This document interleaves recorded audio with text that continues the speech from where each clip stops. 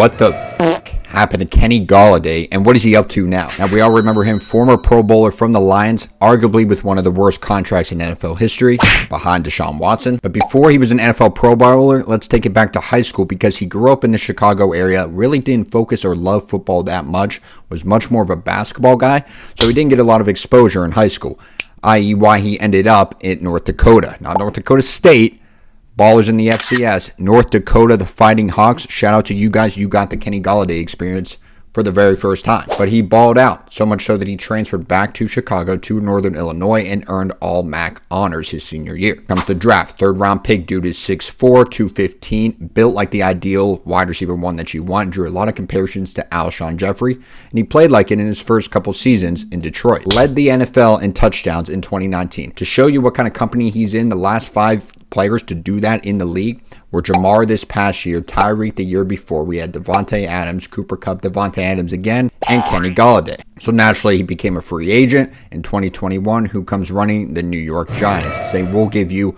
4 years, $72 million, and make you the 6th highest paid wide receiver in the entire league. Take us back to the promised land, replace Odell Beckham, or so they thought. Not so hot for Kenny Golladay, slowly waned off the field, disciplinary actions, cleaned out his locker, a bunch of weird stuff going on in practice and with the coaching staff. It was not good for Kenny Golladay. His first 2 seasons, and his only 2 seasons with the Giants, he only caught 43 passes total. Man was averaging about a milli per catch. Sign me up for that ratio any day. He was released in March of 2023 by the Giants. The Jets were the only team to remotely show interest.